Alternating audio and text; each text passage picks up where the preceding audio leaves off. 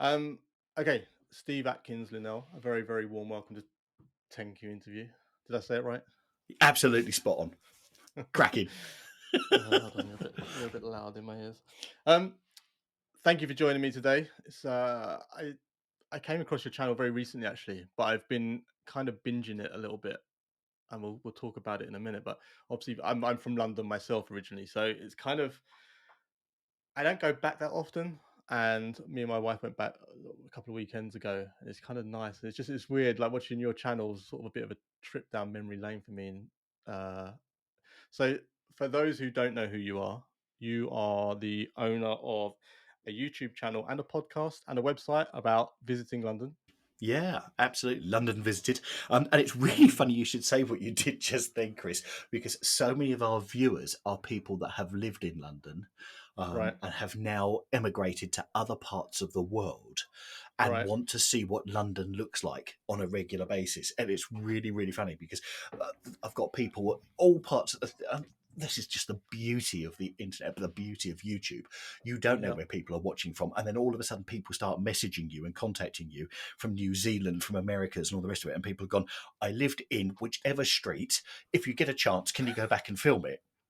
It's almost like personal request. But when you do stuff and people go, I spent my life having lunch at a cafe, which is just, you've just walked past or yeah, whatever. And it's fantastic. And for me, I think that aspect of community, I'm going to talk a lot about community because for me, community is absolutely everything. yeah, Um, but that sense of community you get from people reminiscing from when they lived there or when they spent a 2-week holiday, which was a trip of a lifetime. Because let's face yeah, it, coming to a city for anyone from another country is one heck of a big expense. So making it into a trip of a lifetime and then being able to go back there when they want to dip in is yeah. incredible as well. I So, was gonna, so I was whereabouts gonna were ask you you. in London? Where did I live, or where did we go back for the Yeah, weekend? where did you live in Well, London? I live just outside in Hertfordshire, but I've worked in London pretty much my whole life. Right. Um, and yeah, I mean, I used to commute into Liverpool Street into the city for years and years and years, and then we moved to the other side of Hertfordshire, and then I commuted into Farringdon for years and years and years, and then we moved out to the Cotswolds in during Oh, lockdown. what a Lockdown beautiful movers. part of the world. Yeah, it is. You know, it really is, and I kind of feel bad talking about it sometimes because someone's like, oh, people feel like you're London bashing or city bashing or whatever. But I got two young kids, and as much as I lived, as much as I loved St Albans and the rest of it, Oh, I know St I Albans well. do you? No, St Albans. I was brought up in Watford. Okay, So St Albans being down the road, used to spend yeah, my youth in Wheathampstead in a pub there, which is called the Wicked Lady, which you probably know because it's a I free do know house. that one. Yeah, Yeah, yeah, yeah. absolutely. Amazing place. St Albans, I worked in that area for about 4 years of my life and everything surrounding. So Hertfordshire, all the rest of it, I know that sort of area. So yeah, and Okay, St Albans is very expensive because as you say, you're on the Thames link straight in. yeah, yeah, 20 yeah. minutes into London, house prices and the cost of living there is absolutely, well, massive. The train.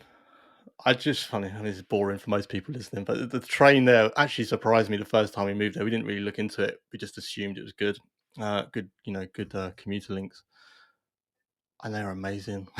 Like I was used to the other side of Hertfordshire where I used to live, and it was just like, oh my god, train might turn up, it might not, you don't know. You might be standing there for 20 minutes, half an hour, but like these trains at St Albans flew through.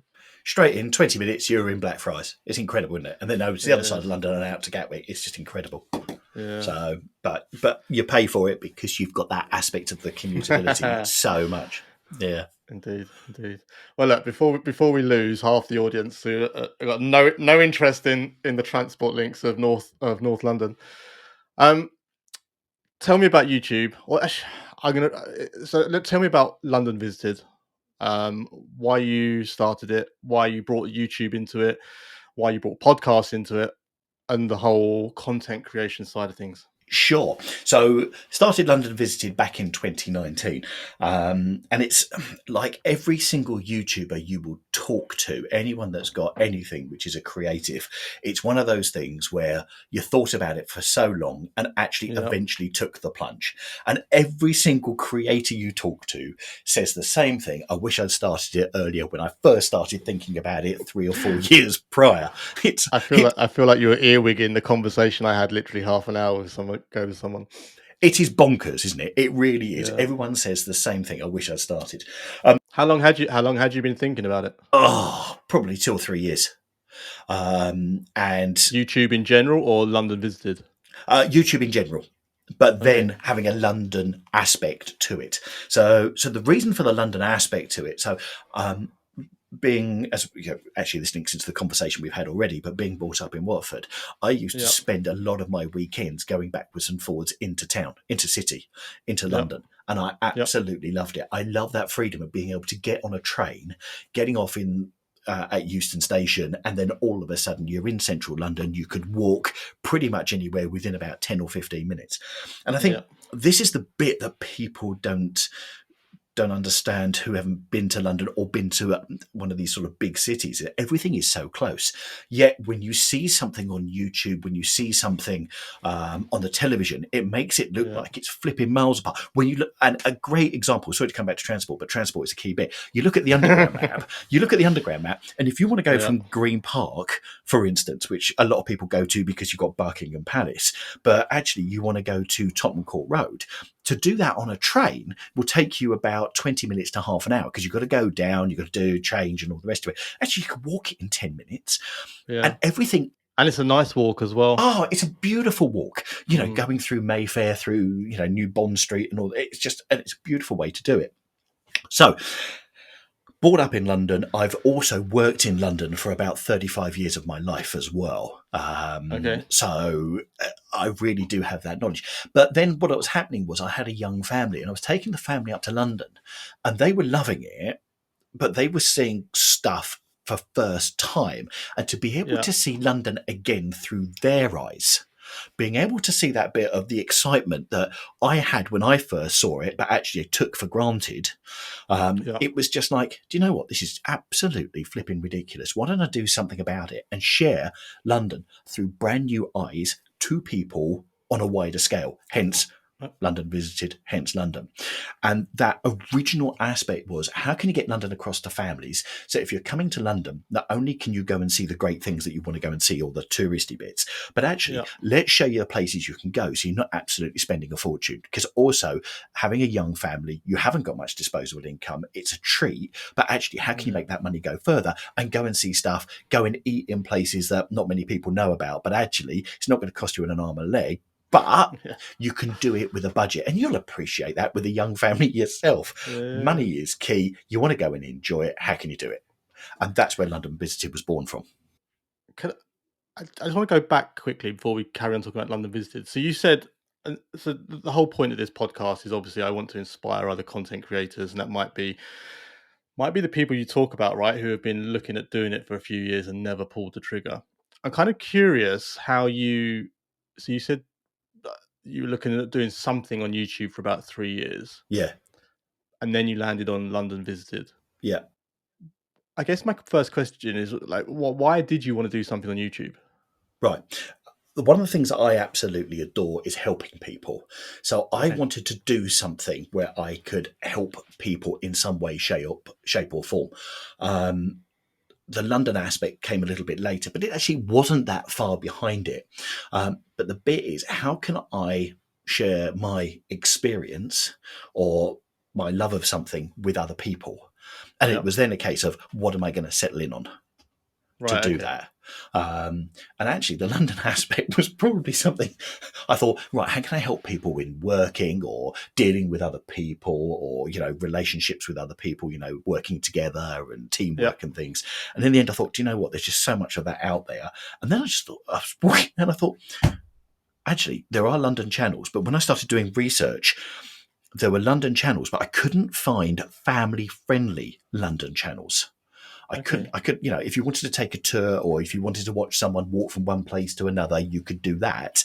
But there wasn't that aspect of the family bit. So Right. bringing the family up. So hence niching down. And that's where it came to that.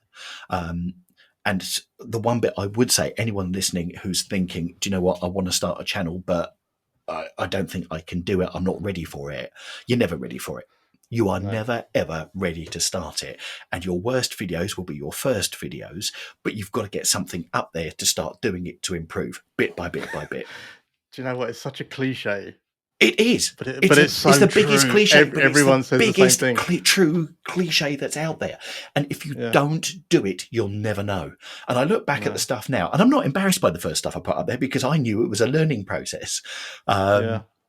And they're still live. I haven't killed them off. So if anyone wants to go and have a look and see what the first go and all the rest of it, you know, bins in the middle of Piccadilly. I remember that filming Piccadilly Circus, and they're thinking everyone would love Piccadilly Circus because you've got the screens and all the rest of it, buses going past, dust carts going past at Leicester Square, and bins sitting there in the middle of the video, and you think, oh dear, yeah, really. But if you don't do it, you don't start and you don't learn and you don't then not do it next time.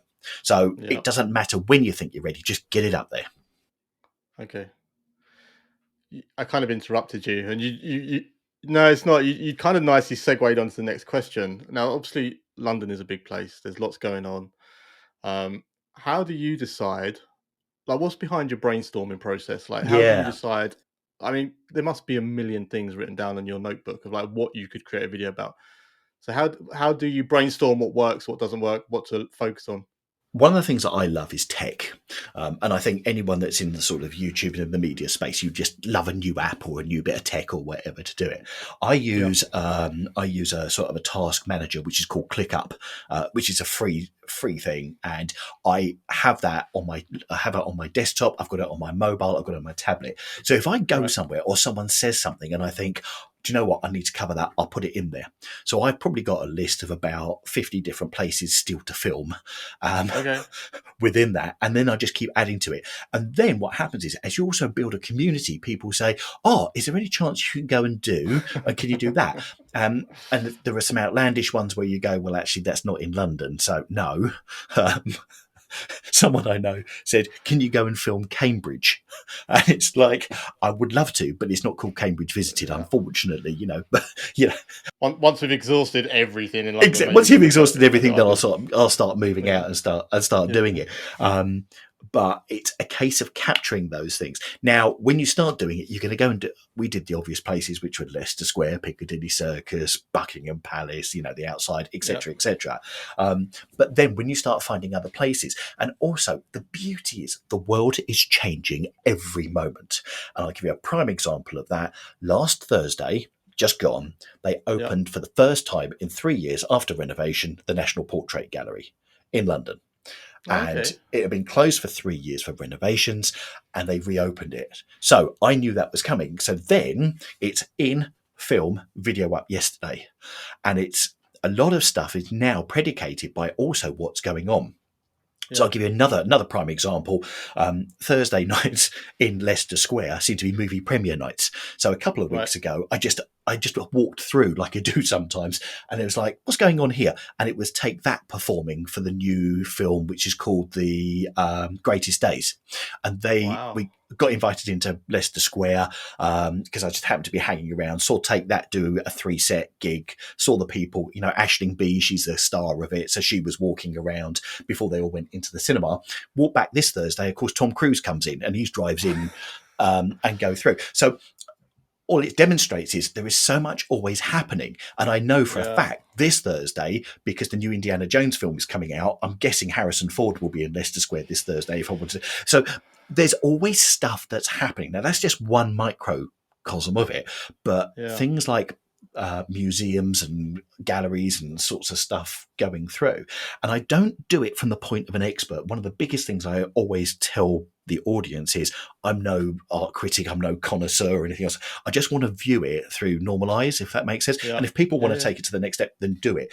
But it's all sort of family stuff. And this is where this is what I love about YouTube. it then evolves. So it started off as being about family and bringing your Right. kids in and going stuff. But actually, it's sort of developed into a wider aspect. So actually, let's just cover what's going on in London. But actually, we also make sure we cover accessibility, because that's a critical bit. And once again, the community's then built where people then start coming in and saying, okay, so that's great, but Yeah. actually, can you access these things? So we make sure we cover accessibility, lifts, ramps, etc. One that I filmed. See, we still keep going on the family aspect. So Morph, as in Yes, Tony of Hart, Morph, and course. all the rest of it. Yeah. Right. So they have got a 2-month trail around the city of London where they've put 56 different morph models, 6-foot high morph models around London. So they're underneath Okay. St Paul's Cathedral. They're over a bank. They're by the Tower Bridge. So actually, during the summer holidays until the 20th of August, you can take your kids up there, go walking around London completely free. Everything Yeah. is step free, so it's all accessible. And you can go and on an app, you can log in the morphs that you find. So you've got something that's not only physical, but interactive. Oh wow. So the And world and is, that highlights your point about how easy it is to walk around London, isn't it? it is. But then the We bonkers did thing we was, did I we was did the filming it. Christmas. Yeah, Oh, go on. did you? Go on. We've got to say we did the Christmas tree trail a few years ago.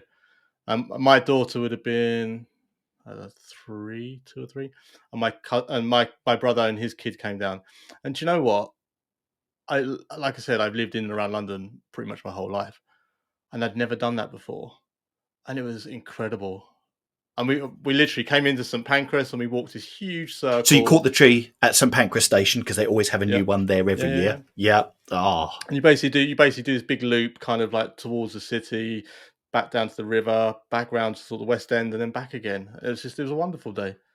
it's amazing, isn't it? And you can do that Yeah, under your own steam. There's plenty of yeah, places where you can stop, go for a coffee, have an ice cream or whatever, and it just yeah. builds that in. But then what I've actually realised, and the reason it's moving away from being a family bit, but it's for everybody, is when I was filming these morphs last week, and the video comes out on Wednesday, I actually noticed there wasn't a single child nearby. It was adults who I were was going to say that. I actually was going at to these say things that. taking But selfies. you're a similar age to me, I think. So more, I think, is more still around these days. It's like, I mean, Tony Hart's not. You're kidding.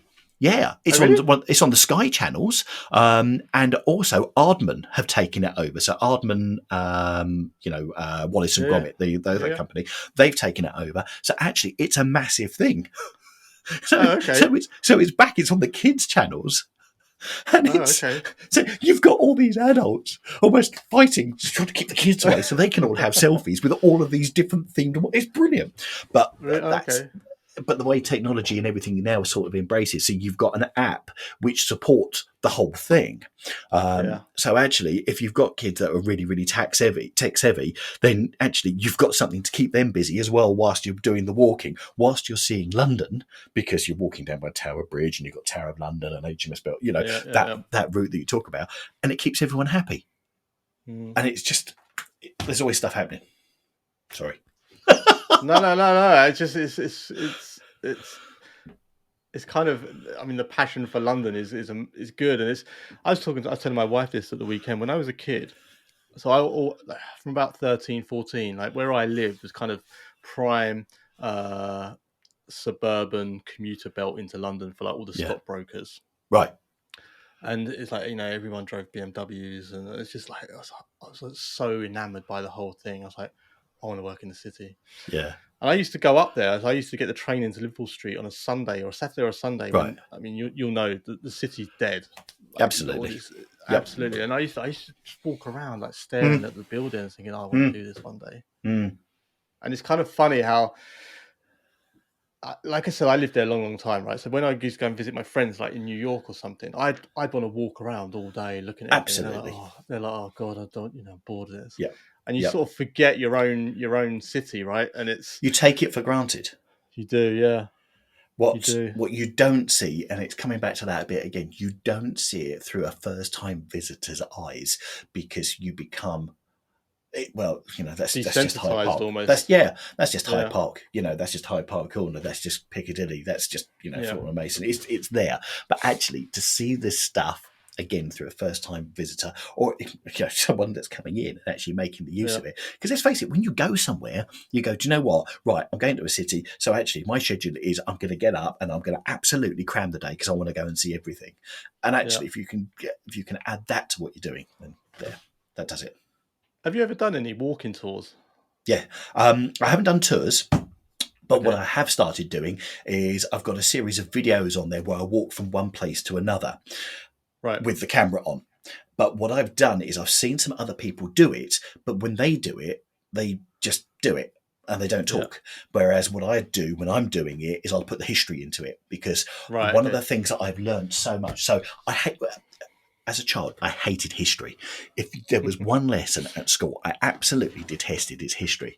And now my wife says I know more about London history than she did, and she loved. And the podcast has enabled me to learn things. So when I'm now walking from point A to point B, it's a walking commentary on what we're going past, where it is, but also that history behind it, and having that historic knowledge, which has been developed because of the YouTube channel and the podcast, and not because of nothing else. Yeah. Then it adds to it. And people go, so actually that is quite close. And actually, if I go via there, I can actually see where King Charles I was executed, because actually there on the Horse Guard parade, on the Horse Guard's clock, is the dot at the hour that he was executed. And for people, it brings it to life. Because for most people, they just think it's a dirty mark on the clock. But actually, if you look at the clock at Horse Guards, 2 o'clock, there's a black dot under the number 2, and that signifies the time at which King Charles I was beheaded at Horse Guards Parade, just on Whitehall. Interesting. That is interesting. It's funny. I was going to ask you about the podcast, and I was going to say sort of how did that come about? And actually, I was listening to it this morning, and I didn't really know what to expect. So I've seen some of your YouTube videos, which make total sense from a YouTube point of view. I was like, I wonder how he's going to do this with a podcast. And actually, the first thing that came to my mind, I'm going to ask about the podcast in a second, but the first thing that came to my mind was, I wonder if he's doing this. So if someone wants to listen to this morning, I listen to Twickenham, I listen to... mine's gone blank. And I was like, this is what people would listen to. I was thinking, no one's going to listen to this. As in, like, you wouldn't just turn it on and listen to it. And I could be totally wrong by that. But I thought, actually, no, what people will listen to it is when they're walking past these things. Yeah. And actually, it's almost like a real life tour guide. Yeah. And then I thought, actually, it went from being, I wonder what he's doing with this, to being, wow, what an amazing idea. And it's what I want to get across with the podcast. It's the history. It's the bit that's behind it. So one of the ones that I'm doing at the moment, right in the middle of, and we've got number 3 going up, is the Wimbledon Tennis Championships. So as you know, that's what I listened to. Yeah. Right. Yeah. Part so 1. As you know, right, part 1. Yeah, I think part 2 went up last week. We've got part 3 next week, and people know Wimbledon, they know it's one of the oldest tennis tournaments. But some of the stuff that's in there, for the fact that until 1921, if you were the champion, you didn't have to play until the final, because everyone else played, and the person that got to the final then played you. So you just sat back, waited to see who was going to challenge you. They'd done 7 rounds, and you just go off and beat them. Which is absolutely potty, but it's just another piece of history that, it's one of those things you just go, God, dear. Some of the history is just incredible. How did the podcast come about? So with the podcast, I just wanted to do something which was history orientated, as in the history of London, because what I could see from interactions is people really wanted to understand, wanted to know the history. And funny enough, the first one I did was London Bridge, without realising it at the time, which is the oldest piece of London history that we've got, because that dates back to AD 55 and the Romans. So actually, London was built around London Bridge. So if you want to know the history of London, you start with London Bridge, because there was no crossing going across until the Romans came. They built London Bridge in its first form in AD 55, because to get over from one side to the other, you actually had to go by ferry or by ferry boat, unless you went right inland and down to sort of as far as sort of Twickenham and that sort of way. There was no river crossing. And then London built its... Island. Yeah, exactly. Yeah. And it wasn't until the Romans then started building London Bridge that London started forming as Londinium, and that's when London was created. So actually, you could say London formed because of London Bridge, and it's first of its many forms. am I right in thinking that London Bridge got sold, or is that an urban myth? Urban myth. Oh, Yeah. is it? So what happened was someone did buy. The myth is that someone thought they were buying Tower Bridge, Right. and an American bought an old style of London Bridge, which was sent block by block, and it's in Okay. in the Arizona desert. Yeah, that's what. Yeah. So yeah, and I think it was the bridge. The bridge was rebuilt in 1973 to the one that we've got at the moment, but it wasn't. It was just like an arch bridge. This person bought it, and it's still being used in the middle of an Arizona. I think it's the Arizona desert. But the myth is that the guy came over and saw Tower Bridge and wanted to buy Tower Bridge, but bought the wrong bridge. That's the myth bit. Okay. I guess it's understandable. Tower Bridge is pretty impressive. Oh, that still sets the old hairs on the back of my neck every single time I go past there and see it open. Yeah. It's just like, oh, it's incredible. I used to work actually just the other side of Tower Bridge. I used to walk across Tower Bridge every day. Oh, did And you? yeah, and it's just like literally our office was on Oh. I can't remember the road now. It's not called Tower Bridge Road, I don't think. Maybe it is. Literally, yeah, about 3 or 4 offices down on the left. Wow. But yeah. Incredible. I want to ask you, so as a content creator myself, I know how challenging and tough and hard work stuff is. And you're doing, you're not just doing YouTube, which is difficult in itself. You're doing YouTube and a podcast. And I know you do some other bits and pieces as well. Tell me about some of the systems, processes you've put in place, or basically how do you manage to get out content without burning out, basically? Do you know what? Burnout is one of those things. And thankfully, I haven't been near that point, but you hear it from a lot of creators. For me, it's about being organised. When I'm not organised, that's when things start to feel a bit frazzled. So I've got content on the channel ready to go 3 weeks in advance. Right. Okay. So I work on a 3 to 4 week timeline. So I'm going to be sorting the video out. So everything is filmed. So don't get me wrong. So I've actually probably got about a month to 2 months worth of material shot and ready to edit. But actually on YouTube itself and scheduled ready to go, I've got 3 weeks done. So that includes, so we upload 3 times a week. So we upload a main video on a Sunday, another video on a Wednesday, and I always put a short up as well every Friday. So that's 3 videos a week. Now, what I've also started doing is I'm doing something, and I did this last week actually as a sort of a trial, and it seemed to go down quite well. So Mayfair have got their annual art festival, so I went and filmed that. But actually, that's not a long content. That's about 4 or 5 minutes. So actually, I put another video on last Thursday. Last Tuesday, I did something else where they've got a new AR exhibition over in one of the shopping centres in London as well. So I put some extra videos up. And I think for me, going back to your original question, how do you keep on top of it? For me, it's about making sure that you're prepared, you know what you're going to do in advance. You don't then think, oh, what am I going to put up this month? Or what am I going to put up this week?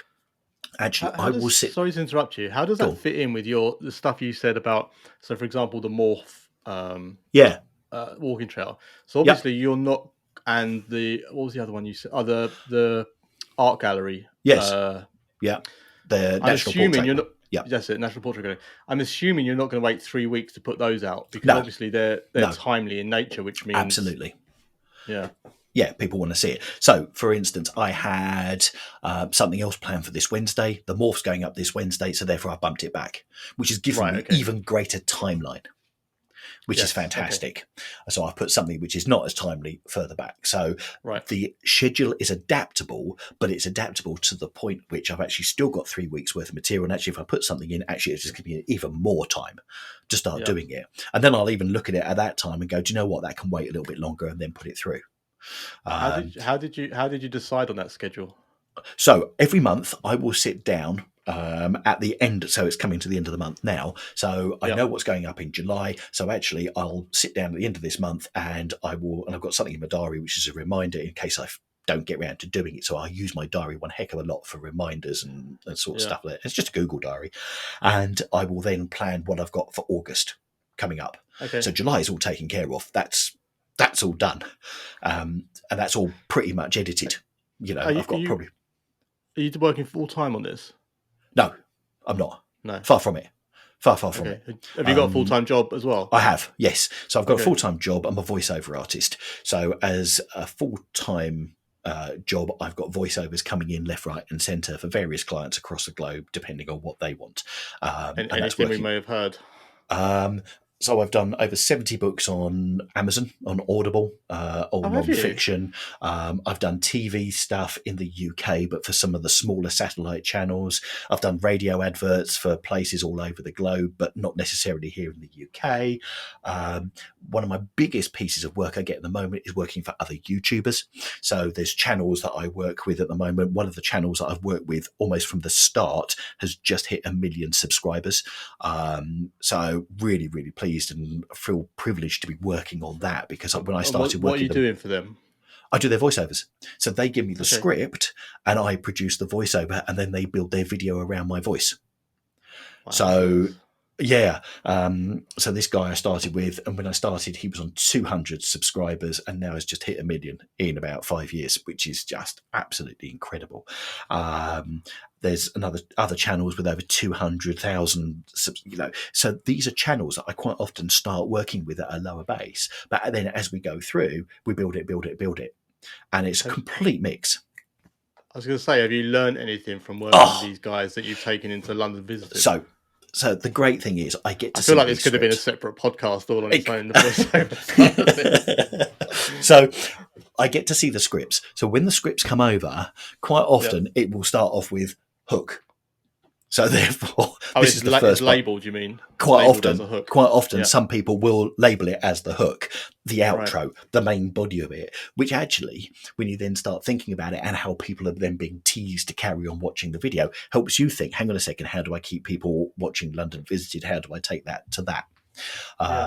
Yeah. And I think that learning aspect of it, also that really helps in my voiceover work, because when I tell people actually I'm a creator and I know how YouTube works, people go, oh, right, they can relax because they know Yeah. time pressures. I understand what time pressures of YouTube and creation and making sure it all goes on there and what it's all about. So that aspect of it keeps it real, keeps it organised, but keeps the work coming in. So yeah, it really is. And I think the other bit as well, just seeing the growth that other channels are getting that I work with, I think that's also the bit that actually, do you know what, the voicing aspect is the right thing, and Yeah. therefore that links into the YouTube aspect of it as well. My YouTube, Yeah. it's an amazing business to be in. How long have you been doing voiceover work? And also, how does one get into voiceover work? Funny you should ask that. It's almost like so how long have I been doing it? So actually I was doing community radio for 25 years. So I used Oh, to really? local hospitals and all the rest of it where I lived. So I did that, and I started doing that because, do you know what, I just wanted to do something creative with an outlet. So I was not only presenting, I was also producing. I was doing the whole thing. So I'd rock up and go and see people, get music, produce my Yeah. own show, and then on a Saturday morning I'd do a 3-hour non-stop radio show. And Nice. I did that for about 25 years. Family then came along and I just couldn't devote the time. And you know what it's like. Something's got to give. And this absolute passion, this thing that I love doing, had to go to the side because it was the right thing to do. Anyway, Yeah. as the family then grew older, I thought a few years down the line, what can I do where I can still use my creativity, still use my voice, because I love talking to people and helping people. What can I do? And I thought, do you know what? Voiceover. And actually, to set up you set up your own voiceover studio, set it up from home, lots and lots of learning, lots and lots of trial and error and all the rest of it. But actually, I started doing it, and I did it off my own back about 5-6 years ago. I started it as a part-time hobby Okay. whilst I was working a Had, full-time corporate job. had someone told? Because like now you tell me you're a voiceover artist. Mm. Hearing you speak doesn't surprise me. You have that. You have quite an amazing voice. Had someone said that to you previously to make you think this was even an option? Because I'd done community radio, hospital radio, and all the rest of it, and I'd got comments from that. The feedback was people loved listening to the show because they loved the humour, they loved the way I presented, the way I spoke. That was the aspect of it. I see. So also within my corporate job, I'd also done a 5-year stint where I'd also worked in our learning and development area. So actually I was up and training people and talking to people and helping people and coaching people. So once again, that aspect of it, that sort of help, and also I've done quite a few leadership roles. So it's a culmination of all of that. And it was like, right, do you know what? I want to do this. And the reason I did it is because it was like the YouTube aspect of it. It was all thinking about the future. Okay, so what am I going to do when I retire? Because one thing I will not do, and they always say, if you want something done, ask someone that's busy, because you just get it done. Yeah, that's Yeah. and it's always true, because you always manage to fit it in. You always manage to do it. It's not a problem. And I set everything up for a possible retirement. Well, as the gods may have it, everything was set up, and about 2.5 years ago, I was made redundant. And actually, that was the point at which this thing that I'd started previously for retirement, Yeah. all of a sudden it was like, right, let's go. Let's do it. Okay. And it was literally bang, straight into it. But because I'd started doing it and setting it up as a hobby, and I was working, I had clients, and I'd got myself set up beforehand, bang, I was able to then turn it into a full-time business. Then taking the YouTube aspect on it, the podcast aspect, and everything was already going, already spinning. So I was doing a full-time corporate job where I was leaving home about 6:30 in the morning, getting home about 8 o'clock at night, Yeah. still doing the YouTube video, still doing the podcast, still also doing the voiceovers. But then all of a sudden, it's like, right, let's go. Just turning the tap on. So sometimes these things happen for a reason. It's just like, yes. Oh, amazing. And haven't looked back since. Love it. Oh, congrats. So, yeah. It's like I said a minute ago, I was having a chat with a friend of mine just before we came on. We were talking about content creation and just why people do it. And I was saying to him, like, it's just, I'm assuming your kids are a bit older now, are they? They are. I've got a 17-year-old and I've got a 12-year-old. And my 12-year-old's got God knows how many Instagram accounts and TikTok accounts, and he's got thousands of followers and all the rest of it for the different stuff that he's doing. So he's building up his own social media presence off the back of it, and quite often will come and film stuff with me when I'm doing it at weekends and other bits, because he wants to be involved. And we'll do the live streams together that we do once a month as well. And he'll operate all the gear whilst I'm out remotely doing stuff. So it's become more and more of a family aspect as well. So it's great. That's nice. Yeah. Yeah, it's just, I was going to say about the whole corporate life, sort of going out at 6:30, getting home at 8. It's just, it was one of the biggest drivers for me of like leaving the corporate world. Like, I had 2 young kids, as I said, and I just didn't want to do that. Yeah. But yeah. It is. It's one of those things. It's like, almost, can you let go? Can you afford to let go? Can you afford to go and start it? And sometimes something's got to happen for you. You've got to have that turning point. You've got to have that catalyst almost that makes it happen and go, right. Well, so I guess if redundancy hadn't happened for you, I guess you wouldn't be on this path, presumably. Probably not, unless I could have devoted more time to the voiceover business to bring the income to come through and sort of supplement that. Yeah. But you know what it's like when you're working in a corporate job, there's all sorts of benefits that are included within that. And actually, can you afford to let those go or not, etc. But sometimes you just got to do it. So that's how it started. And how do you get into voiceover? Interestingly enough, I've started a second YouTube channel, which I started about 2 or 3 months ago, where it is literally about voiceovers, and I'm teaching people how to become a voiceover artist on there, either doing it as a side hustle as part of a full-time job, or alternatively taking it from being a side hustle to something that's full-time. In other words, using the experiences that I've been through over the 5 years to show people how to do it. Oh, wicked. What's it called? I'll link to it below. Yeah, Choice of Voice UK. Choice of Voice UK. Absolutely. So anyone wants to be a voiceover artist. Is there anything? I mean, this podcast could end up being like 5 hours if I answer all the questions. Is there anything? I don't know how to say it. You have what I would call a very obvious voiceover voice. Does that make sense? Okay. Is there something that people are looking for in voiceover artists? As in, can anyone do it to a certain degree? They can. Okay. if that's what you want to do. If you haven't got the passion, like creator, like YouTube, like anything else, forget it. Yeah. But if it's something that you want to do, everyone is looking for a different style. So Right. there are hundreds of thousands of voiceover artists. Why would I get a job over someone that's been doing it for 20 years who you hear on the telly on a regular basis? It's because the Rob client is Brydon. looking for exactly. Yeah, absolutely. Get your ferry and all the rest of it. Exactly. But everyone is looking for something different. Yeah. And that is the beauty. And the bit is you use your voice because it's your voice. Do not Right. do something that other people you think want it to be. Now, they'll have a thing where they'll say, actually, I want a bit of laughter, I want a bit of humour, I want a bit of sadness, or I want a corporate sort of thing, or whatever, or conversational. So they'll give you an Yeah. idea, but it's still your voice. And everyone has their own voice, and there is a market for everyone, if that's what you want to do. Interesting. Okay. But you could, yeah, there you go. Right. We could cover this another time if you like. We'll have part 2. That's voiceover only. Let's go back to London Visited. Yeah, sure. Do you have a goal with it? What are you trying to achieve with it? Yeah, I think when I first started, the goal was very much to help families come to London and enjoy it.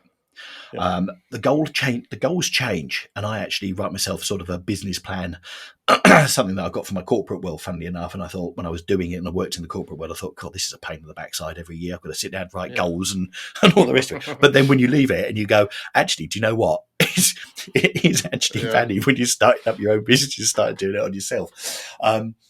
And that's changed quite dramatically. It's now, for me, it's not about subscribers. It's not about viewers. It's not about any of those vanity metrics. It's about the community. It's about the interaction.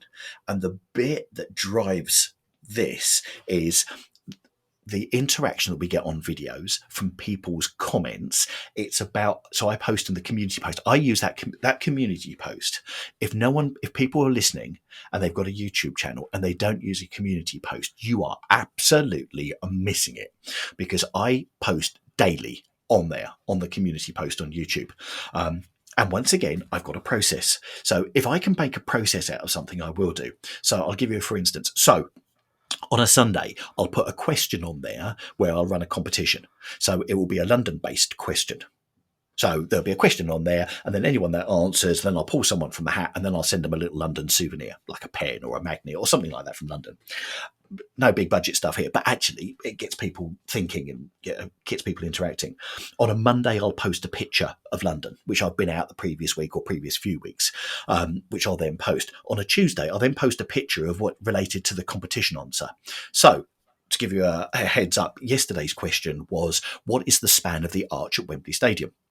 Now, the reason I put that on there is I happened to be at Wembley Stadium a couple of weeks ago seeing Harry Styles in concert with the family, and I took a whole load of photos of that arch, and I thought, I've got to put a photo of the arch on there. So that's the picture that's on tomorrow, because it relates to the question that was on there. On a Wednesday, YouTube have just given us the new quiz facility. I know they've been trying it with different bits, so I'll put a little quiz on there so people can then tick on that, and it's not related to a question or to a prize or anything, but people can just. So last week's question was, name the road in London where iron oxide has been added to the material, and you had things like Whitehall, Regent Street, I can't remember, and of course the Mall, and of course they put iron oxide in the Mall to make it red. So then they tick on that and it tells them, and it gives them a bit more information about it. On a Thursday, I'll preview the video that's coming up on a Sunday. So I'll put a picture on there. Coming this Sunday, we've got a video on that. So it'll be a picture from, so I'm actually getting people ready to the video that's actually been scheduled for the following Sunday. On a Friday, I'll go back in history and I'll go back to one of our videos from the past couple of years so people can rewatch that if they didn't see that before. So once again, promoting the material. And then on Saturday, I'll put another picture, and that takes you round. So I do that every single week, and people love it and they wait for it. Almost to the point that if I forget or something happens, like it did last week, because my trip to the National Portrait Gallery was on Thursday, because that's when it opened, I didn't put something on, and then people went, "Where's the post today?" It's just like, so you're posting on the community feed like most people would post on a social feed of, like, LinkedIn or Twitter or wherever. So I do that as well. So also some of that is replicated straight onto Twitter, straight into our Facebook group, and also Instagram. But on YouTube, on the community Yep. thing, Yep. does that get shown to your subscribers, or does it get shown And wider. wider as well? You get Oh, shown does it? wider. Yeah. Yeah. So if you So look at it's like your, any other social feed. If they think it they're going is. to get the reach out of it, they'll give it. Yep. So if you go into your YouTube app on your mobile phone, you'll probably find Yep. there's some community feed on there from something you're not subscribed to. And once you start Okay. interacting with it, YouTube knows and it's got you, and then it'll start feeding you more of that stuff, etc. So yeah, it's brilliant. So sometimes, some days you'll just get so many comments, and I have to then be very careful because your time can get sucked very, very quickly going in and respond. So I respond to every single person's comments, and that's something I love doing, and that's something we pride ourselves on. But I will now do it 2 or 3 times a day. So I'll go in and clear it up, then go in, clear it up, go in and clear it up, just to make sure I keep going. But if you don't use your community tab, you are missing a trick, because the way people just love interacting, they'll tell you something about their lives. And actually, as you then build up these relationships with people, you get to know them. You get to know them more and more, and it becomes that thing. So when you and then to really build the community, when I'm then voicing something, I'll then say, "Oh, so and so mentioned that they'd been here. Yeah. This bit especially for you." And then all of a sudden they message you and go, "Oh my god, I can't remember that you. I can't believe that you remembered I said something and you put my name in the video." Yeah. It's like, it's about. It's funny. You don't hear many people talk about the community tab side of things. It is so lost on so many creators, because everyone's thinking about creating the video and getting the video out there, getting the likes, getting the subscribers, getting the views. But if you build the community tab, it's a self-fulfilling prophecy, because you'll put stuff on there, you regenerate stuff.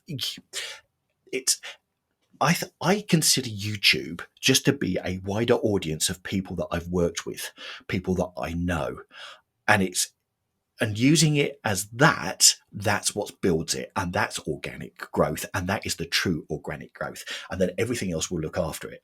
So what I've now started doing is adding extra bits. I've just started an email list. We've had our first newsletter at the end of last month. The end of this month, we've got a second newsletter going out, and people are now excited waiting for that to come out. You're building a community of people. I tell you what, if you've never read it, I've got a book for you. And it's the best book I've ever read, and it's actually from a YouTuber. So, Pat Flynn. You know Pat Flynn? I am familiar with Pat Flynn, yeah. Right. He has written a book called Superfans. Superfans, yeah. I've got it on my Kindle, actually. I haven't read it yet, but it's on my Kindle. It is a book you could probably read in a couple of days, and it is probably one of the most powerful books, because it stops you thinking about YouTube viewers as viewers. It starts you thinking about them as people that are there for you, wanting what you're doing because you've built a community. Forget, something goes viral, that's a bonus. You're not looking for that. You're looking to build that relationship. And therefore, when I'm narrating something, it is done with that aspect. I'm talking to friends. I'm not talking to teach people. That's what it comes from. Yeah. And if you do it from that aspect, you can't go wrong. Okay, so without sounding like a total mercenary, no, go on. To community to monetization. Yep.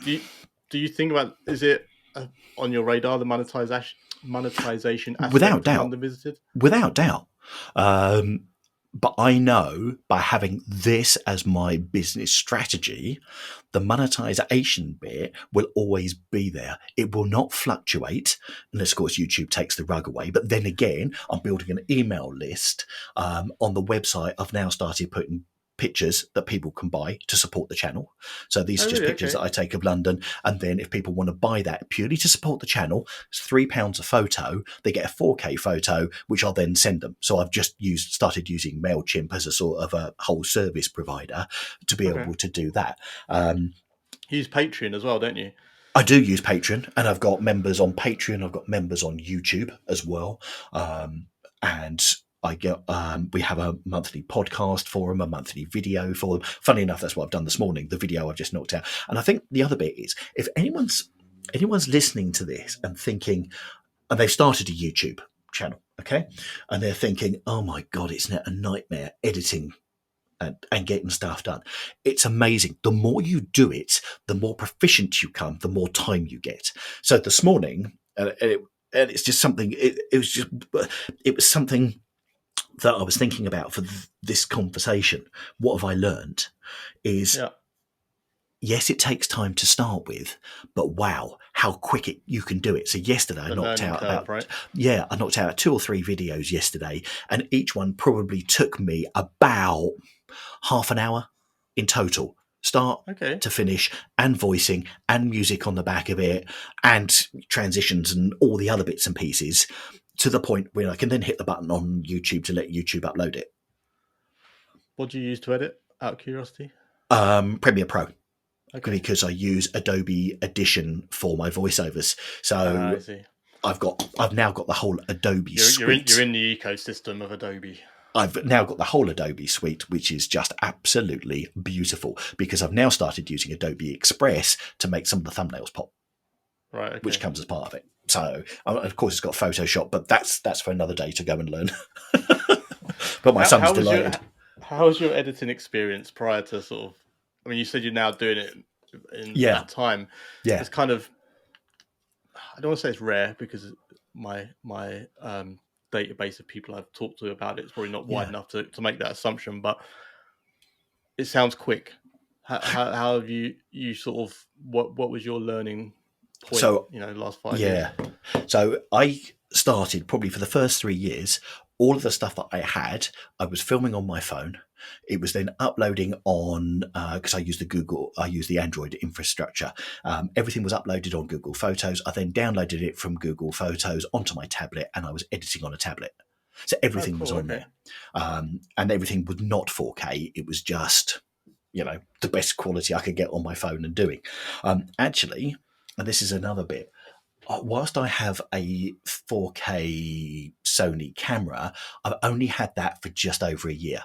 Actually, I still now use my phone, because the quality of stuff. So I don't know what type I've got a Samsung, and it is absolutely incredible. So I cannot take a normal camera into the National Portrait Gallery or to Harrods or anything else like that with a gimbal, because they think you're a professional. So the number of times people have said, sorry, you can't film here. And I then just get out my personal camera and they can't stop you. Yeah, unless they've got a strict no photography policy, and that's different. And actually, the quality that comes off the back of it is another reason people to go, do you know what? I'll wait until I've got the money, buy myself a decent camera, then I'll start YouTube. Absolute hogwash. Don't even do it. Just get your phone out. They are incredible. And well, this is even the thing. best I mean, I agree with you. I've got an iPhone 14 Pro or something. Yeah. And it's just one less barrier to think about, right? Oh. You've got your phone in your pocket. You see something, film, whatever. Absolutely. Yeah. Yeah. And sometimes, actually, if I capture stuff, and I did this with the Tom Cruise thing that I saw the other night, I literally filmed him on it, edited it, and put it somewhere within seconds. Because you can just, that's the beauty of the infrastructure. It is so easy, providing you think, actually, do you know what? There's a way of doing it. Actually, I'll go and YouTube it, or go work out, or you'll come up with it. So do not let the lack of gear, equipment, or anything, it is not a barrier. Another reason just to flip and do it. Okay. When you put out your content, whether it be podcasts, videos, whatever, do you look at the analytics behind it? I do. Do you? So I talked earlier about the system of this process I've got called ClickUp, where I put all my ideas for videos. What I've also done is I've actually got a whole timeline going across. So I'll have ideas in the making. I'll also then have stuff that I filmed waiting to be scheduled. So I've got a whole bank of stuff that's ready to go. I'll have stuff that's ready to edit, where I've got dates on, so it's ready to go, all in order. And then I've got another list within that of all the stuff I've edited that's ready to go, that's been uploaded to YouTube already. Then I've got the stuff that's been published within the last week. And then I change that into 1 week review. So I'll always review something exactly 1 week after, so I know how that's doing. And what I'll always look at is I'll look at there's the community aspect of it. So how many views has it had? But more importantly, how many likes and how many comments? So what I'll do is I'll add the likes and the comments together and divide it by the volume of views, because that shows you the community interaction. So yeah, now it's easy for people to click a like button, but actually for dropping comments and things like that, it's included in there. So I will know, actually, is this a good one? Is it one that's actually with the community? And the other bit I'll also look at as well is the click-through rate. So I'll always look at the click-through rate and see what's going. Just going back to the other one, what's a good score on the community score? For me, it depends, because if it's had massive views, then that aspect will come down. I'm normally looking, on average, it's getting somewhere between 15 and 20% for the first few weeks. And then this is a metric you do yourself, right? Yes, it is. Yeah. It's a metric I do myself on all my videos. And I've been doing this now for 18 months. So I've got about 18 months worth of data. Where did that come from, every that single idea? It was from someone that I watched called Channel Makers. If you follow Channel Makers at all? No? Okay. No. So a guy on Channel Makers called Nate. And actually it was through there, because there's no real way of knowing actually what's the community what's the engagement like. Yeah. You can look at CTR, you can look at other bits and pieces, but actually if you just add those two metrics together, so it's your likes and the number of comments, divide it by the volume of views, it gives you an idea. So for me, I'm happy if I got about 15-20% for the first week. That's a video that's landed well within the community aspect of it. But then also taking into account click-through rate. Yeah. And I then have a good look at the click-through rate and see what the click-through rate is on there. Now, one of my best performing has probably got about a 10% click-through rate. One of my lowest performing on there is probably about 1.5. But then again, the 1.5 aspect of it was probably the Harrods video I did last Christmas, which had 250,000 views, which absolutely blew. So, yeah, it absolutely blew. But then again, it served it out, and the volume of impressions was absolutely mad. It was bonkers. Yeah.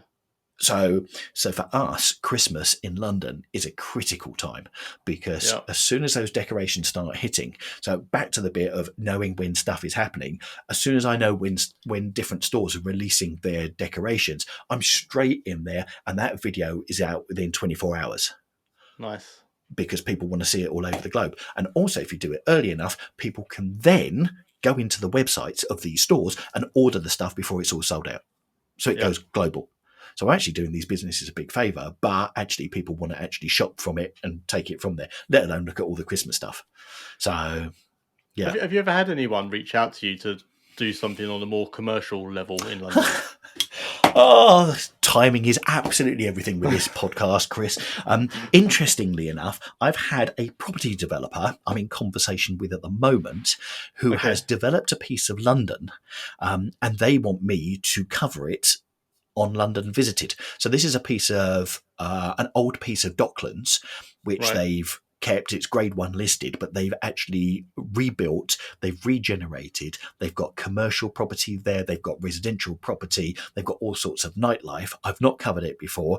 They want me to go in and cover it. So at the moment, I'm putting a proposal together with them to see what comes off the back of it. And actually, are they wanting me just to do it for YouTube, or actually are they going to repurpose the gear themselves and then use it on their website, etc. So we're having that conversation now.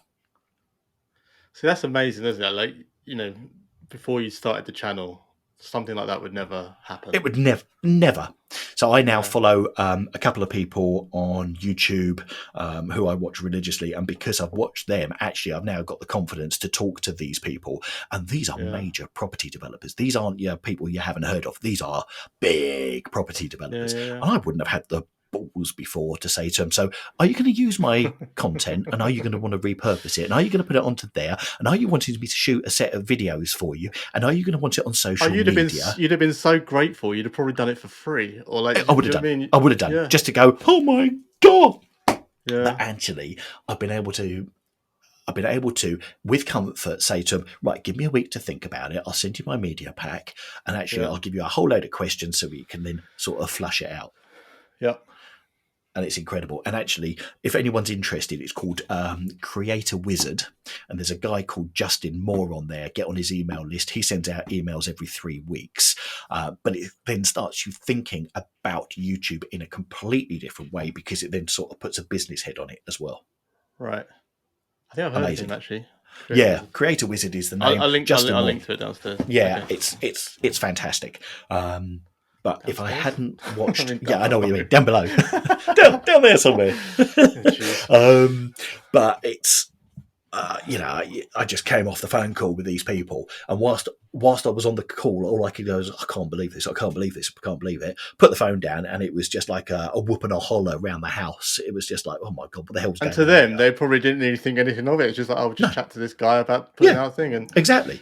And the way you've got to think about it is, and I've had people come out to me and I've just gone, no, I'm not interested, because actually there's got no relevance at all to the channel. So I'm not going to sell it. But actually, these people want people to go over to there. And actually, I'm the bridge between the viewers and them, and actually that connection piece. And if you don't think of it like that, as you say, you would have just been gone, oh my God, I can't believe this company have reached out to me, and they're going to, it's like, wow. Yeah. There you go. Amazing. It is. What's the best way to? You blow me away for that one. What's the best way to stand out from the crowd? Be yourself. What do you? Without doubt. Be yourself. Okay. Be yourself. There are too many people on YouTube trying to be something that they see other people do. Do you know what? And it's crap. I feel like I might have to change that question, because everyone says the same thing. Yeah. And you're right, and that's not a slur on you at all. No. It's bang on the money. Another thing I would also add is keep your passion about why you're doing it. Because also it's very easy when you go down this thing called YouTube and you go down this thing called social media, it's easy to have your head turned.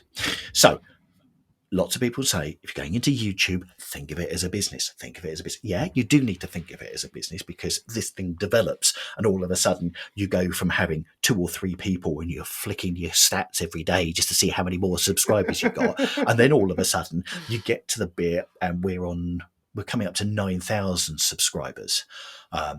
And the hardest bit was to get to that monetization, to that 1,000. That was mad. Actually, to get to 100. Recently, I think. They have and they haven't. So the 500 subscribers unlocks things like super chat. It unlocks membership. It unlocks those bits. It doesn't unlock the advertising revenue. You've still got to have 1,000. So what they've done is they've tweaked it slightly to keep people in there. But it's bonkers, because to get to that 1,000, it feels like it's never going to happen. And for us, our journey, it took us just over 2 years to get to 1,000 subscribers. And you just thought, you're never going to do it. You're never going to do it. And then all of a sudden we've gone from that, and that was not last November, the November before. And now we've gone from that, and we're nearly at 9,000. And I know we'll be above 10,000 by the end of the year, because with Christmas, the channel just goes bonkers at that time. But what then happens is you get to that bit where it's 10,000. And this is where this is all about vanity and these metrics. And I look at it. But actually, the key bit is, if you're growing your community, you keep people there. So you don't get people in because they see a video and go, I expect another video next week, another one on the natural portrait gallery, and another one on the natural portrait gallery, and another one. Actually, if you've got a community, people stay because they want that aspect. They get to know you as an individual, they get to know you as a creator, but they also get to know other people within the community. And what's fascinating is, I'll have a look at the community feed, and people are having conversations with each other and answering each other's bits, and people are going, oh wow, that's a really interesting piece of info. And then it's just like, they're that's building their own. It? Oh, it's just it's incredible. It's What when you I know you said it's vanity metrics to a certain degree, but when you were going from that 0 to 1,000, you said 2 years it took you? Yeah, just over. It was about 2.5 years. What stops you saying, do you know what? It's just not, can't be bothered. It's just not working or whatever. If you haven't got the passion behind what you're doing, you will think that. It's as simple as that, which is why you've got to choose the right niche in the first place for what you're doing. And you've got to have that faith and confidence. Do you know what? It will come through. So only 90% of people don't make it to the 1,000 subscribers. 90%, which is absolutely bonkers. This is a Say that stat again. that's 90% of people don't make it to 1,000 subscribers. They give up. Don't make it. Okay. Don't make it. Yeah. Right. And also the average lifespan of a YouTube channel is between 5 and 7 years. Yeah. So their stats. So if you listen to people like Nick Nimmin, Sean Cannell, all those people, and it's worth keeping in that infrastructure because actually they're creators, and whilst they, you take some of the stuff they say with a pinch of salt, but actually, do you know what? It's worth being in there. And then you start finding your own ones that you can really resonate with, which I have, and it's absolutely fascinating because I almost consider him a mentor, but it's not a mentor because actually when you're watching, because I'm part of the community, it's actually worth investing in. These people are absolutely spot on because they know where it's happening. And there's a guy who I really advise people follow, a guy called Daniel Battelle, Batal. And it's worth joining his membership. I think I pay £3.99 a month YouTube membership, and actually you get on his videos, you get members only videos and that, and he'll just do a live stream and just talk about life. But he's real, as opposed to stuff where people have hit million subscribers and are gone, and it's just all about smashing the like button. It's not. It's about getting that aspect right. Yeah. So, but yeah, back to your original question. If you haven't got a passion for what you started in the first place because you think that's what people want, you're screwed. Yeah. Because you will get to that point when you've only got, and your subscriber count's not going, and you just think this is just an absolute waste of time. If you haven't got that purpose, did you have any milestones on the way to 1,000? Like, was it 100 or? Oh, hit 100 and it was just like, oh my God. And then hit 500 and that was like, geez. And then 1,000 was just like party because that was just, and you're just refreshing the stats every 2 minutes. Come on. You've got the live ticker counter that's going. Which is absolutely incredible, and it's daft because it's the YouTube gods and the stats and all the rest of it ruling it. But I think once you get to the 1,000, you get to that point where actually, do you know what? It doesn't matter how many you've got. Actually, you build the community, it will then increase. And I know once I get over 10,000, that journey then from 10 to 20 will just go like that because it's so common that it just happens. Casey Neistat did a video about that, and he tracked his 0 to 1,000, and it was like, I think, I can't remember the exact numbers and I'll butcher it, but he went from something like 1 million to 3 million in like a month or something. Yeah. It is mad. As soon as they hit 1 million, it's like bang. I remember vidIQ, I think they hit 1 million. Once again, there's another good channel for people that are starting. There's a number of good channels that are out there to sort of piggyback on the back of, to learn your craft and get involved. Although most people in vidIQ want to do sub for sub, they start messaging people, I'll sub you if you sub me. Oh, don't do it, for crying out loud. But they hit 1 million. I think it was at the beginning of the year, and now they're on 1.5 million. And it's just, but I guess it becomes that point where you, what's the phrase? Where you almost do it because everyone else done it. Exponential, right? Yes, it becomes almost an exponential thing, and then if I tell you to watch something, then that's 2 of us, and then you tell someone, and that's 3 of us, and then that 3 becomes like that whole word of mouth spirals. And that's where that number as well, because people then get seeing that got so many people following. So actually, this must be good. So actually, I need to, FOMO kicks in, right? Yeah, exactly, absolutely. Yeah. What is it? I was going to tell her. Huh? No, I was going to say something. But I think it's that bit. Once it starts, that momentum just goes. Snowball effect, right? But have that belief. It will happen. It will happen. Okay. What's something you struggle with or find tough? I still find it tough when I'm out and I'm doing a piece and I'm talking to camera. Do you? As ridiculous as it sounds. It's just not ridiculous. And funny enough, I watched a video the other day where this guy was proving this point, and he was walking through an airport and he had his camera up and he had his mic.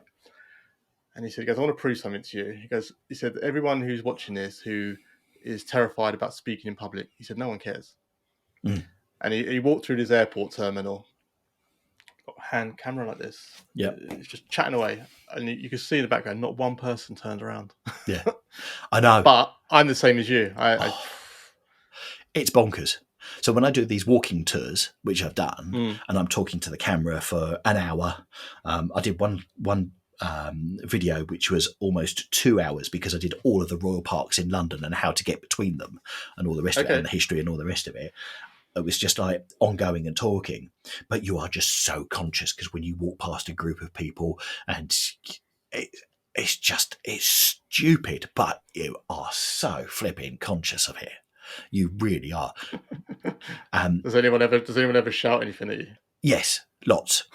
It's become more of a standard now, Yeah. especially if you get the timing wrong and you happen to walk past a pub and people all think they're the big.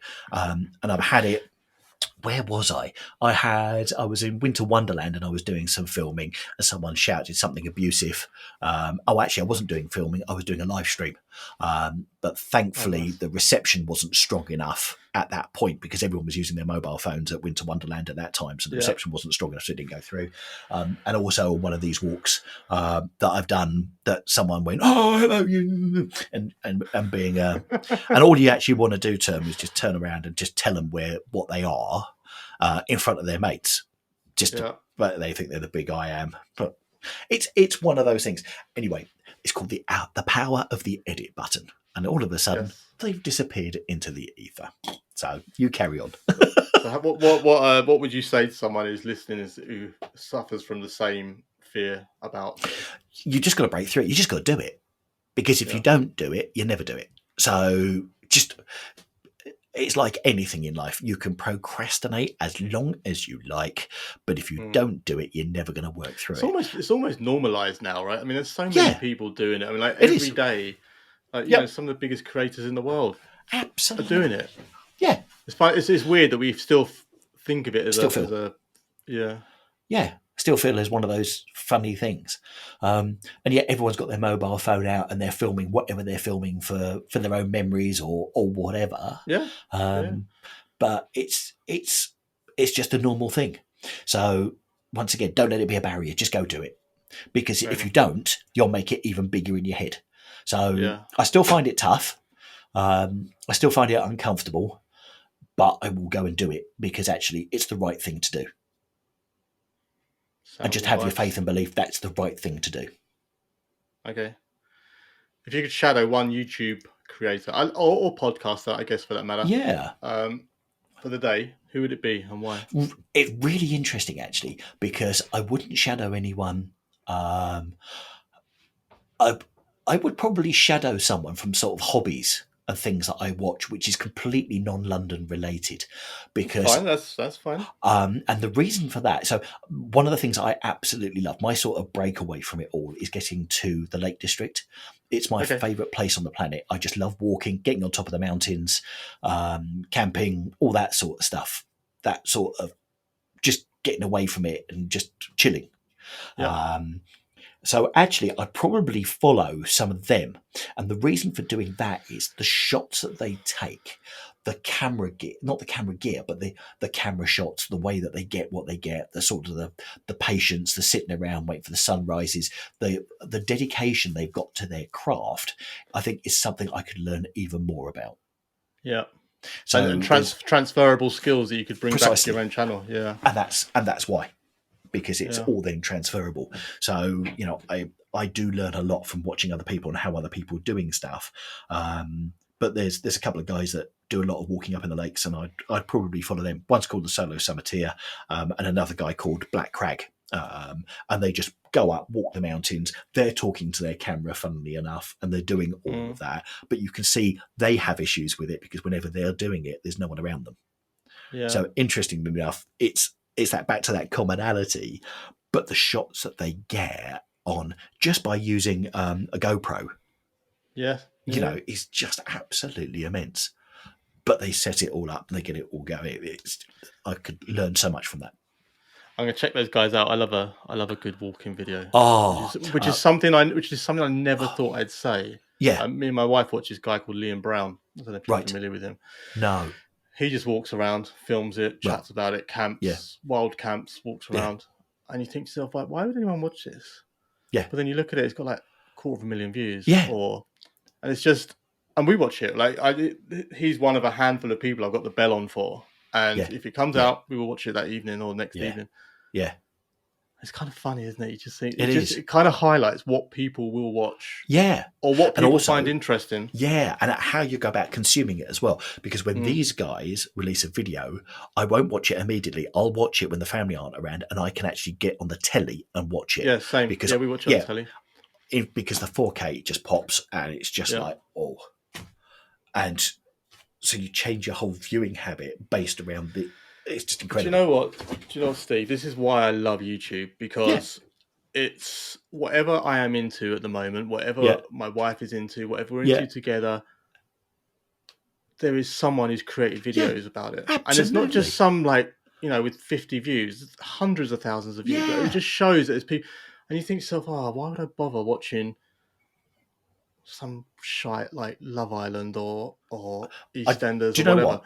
I think this weekend was the first weekend I've actually watched proper telly for a long time because I was glued to Glastonbury. Yeah.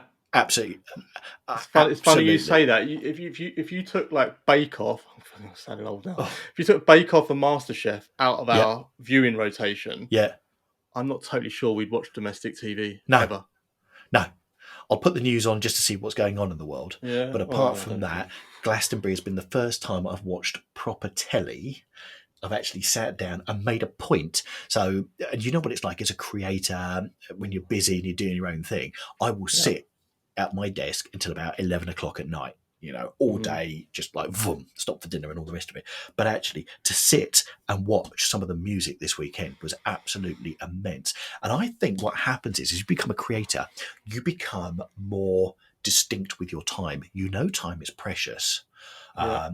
And therefore, you are very much more choosy about what you watch, what you consume, and when you consume it, Yeah. I because agree. you have those and you build your life around it. It's back to that organisation aspect of it. Yeah. It just naturally happens, which is another message to anyone thinking about YouTube. Just think about how you consume stuff. Well, there we What go. are you doing? Let's segue on to the next question then. Oh, About okay. if someone came up to you and said, "Do you know what, Steve? I'd really like to start a channel." Yep.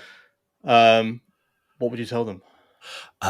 Do it. Bear in mind, you shared a lot of advice already. I have to. I I would might have to say, I might have to get the edit out myself. yeah, that's it. Yeah, just go back and cut that back in. Yeah. I would say, do it. Think Okay. about what you're really passionate about and do it. But think about where you're going to carve out time. So you can have as much money in the world, but you and I and everyone else has 24 hours. Yeah. That's it. That's what you've got. No ifs, buts, or maybes. Choose what you want to do and allocate the time accordingly. So Yeah. get rid of some of the crap that you might be doing. I'll tell you what, the best thing I ever did was delete TikTok. That was the best thing I ever did, because that is a flipping nightmare, because you start on there and all of a sudden it serves you and you're on there for 40 minutes and you think, what the hell have I done with my time? Do you know what, Steve? It comes back to what you just said a second ago about the consumption versus creation, Oh, right? Like, take everything else out of the equation. You are yep, either a consumer or a yep, creator, yep, ultimately, yep. and it's about where you want to portion that time, right? Spot on. Yeah. So think about your time and use it wisely.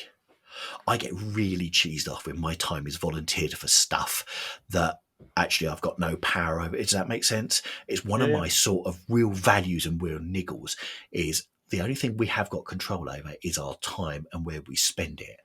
And you need to think about what you're doing with it. So I'll give you a Yeah. prime example is your invite to me to come on this today. Yeah. So the decision was, do I actually invest my time and do this? What am I getting out the back of it? Actually, what am I getting out the back of it? I am getting out the back of it that I'm helping other people to start in the YouTube arena. That actually, do you know what? If this helps a person, 2 or 3 people that might listen to this to actually start thinking, do you know what? I'm just going to Yeah. start a channel. I'm going to do something. That's what it's about. And it's about using your time and choosing to use it wisely, because the moment at which you just let it go because you are scrolling on this and you're scrolling on Yeah. social media and all the rest of it, it's too easy.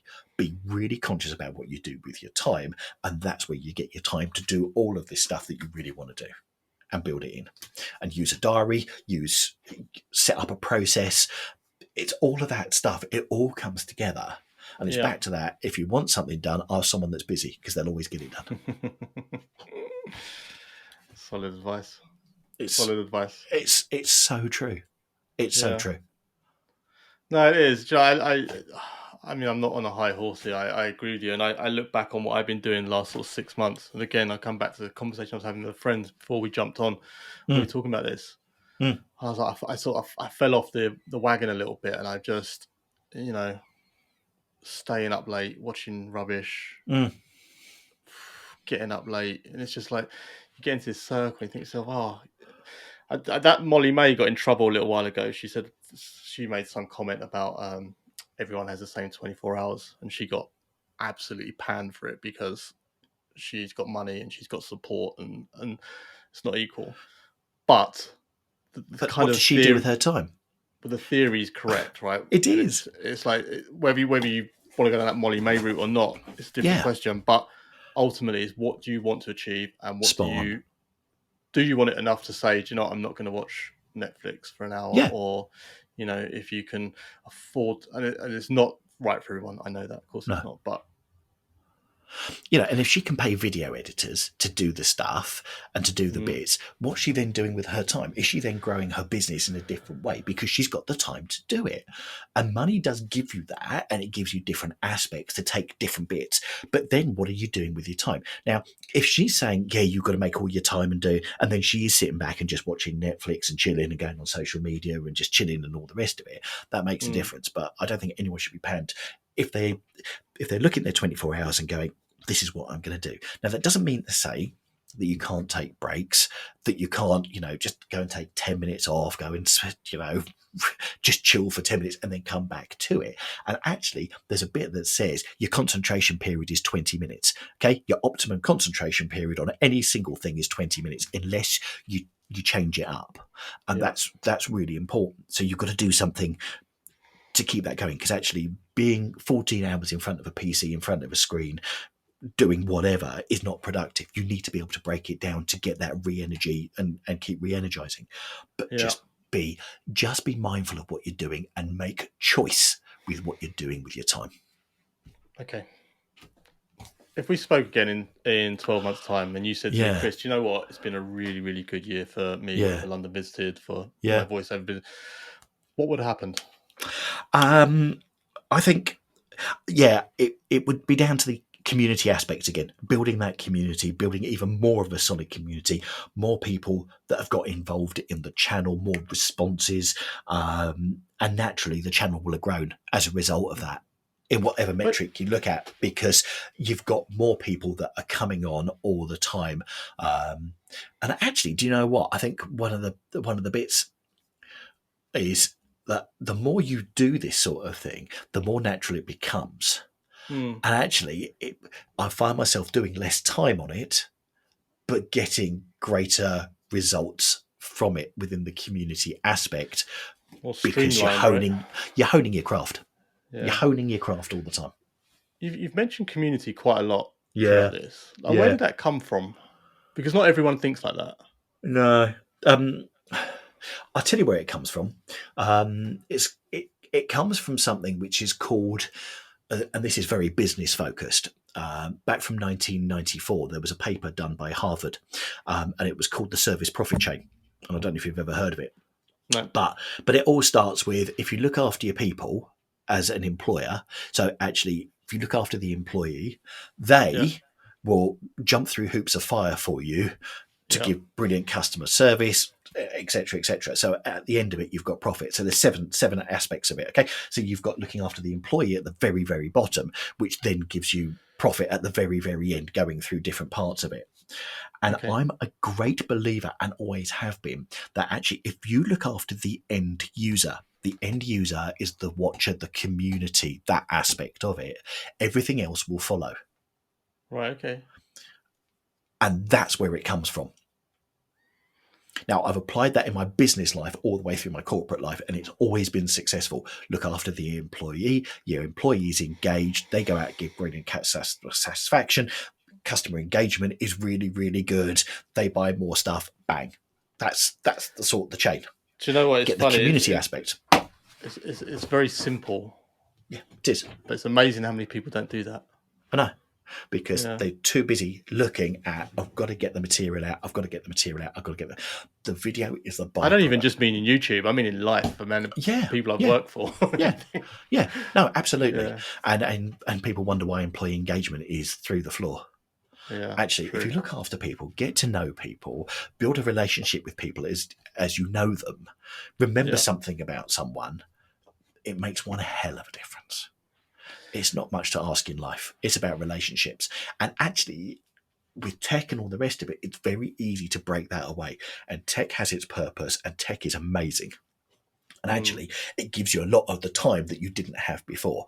But you've still got to remember that relationship you have with an individual. And whilst you may look at that comment and go, oh, crap, I've got another comment to answer, to acknowledge, or whatever, actually, this is an individual who's taken time to interact with you and your channel for a particular reason.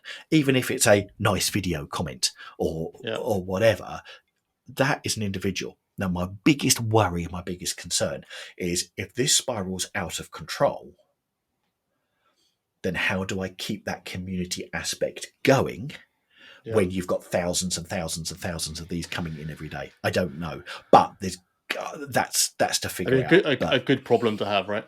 Amazing problem to have. Yeah. But for me, it's community all the way. It really is. Start with looking after the people. You're doing it for a person. You've got an individual you're looking at down the barrel of that camera. Yeah. Or that on the microphone. That's who you're doing it for. Get that bit right. Everything else will look after itself. Have faith. And that, I think, is a great place to draw an end to this podcast. If anyone wants to come say hi, where should I put in the show notes to direct them to? I'll obviously link to the podcast, the YouTube channel. If people want a message, they can. We've got londonvisited.co.uk or londonvisited.com. We've got contact us form on there. There's all sorts of. We're on social media at London Visited on social media, so you can find us wherever. Just come and say hello, and come and get involved. And if you want to know something about London, just let us know. We're here.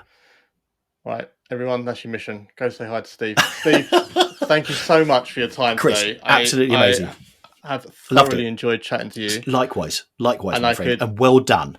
Keep the material going. Keep it going. Keep balancing your life, because with children, family, and all the rest of it, it happens. But what a beautiful place to do it from. But just do it. And I want to thank you genuinely, because I think I could have. You're one of those guests I speak to, and I think, oh God, I could have chatted to you for hours and hours and hours, and that for me is a sign of a good podcast. So thank you for your time today. It's absolute pleasure. Really enjoyed it. And once again, if anyone's listening and thinking about it, don't think about it. Don't procrastinate. Just start. Because if you don't start, you've got nothing to improve on.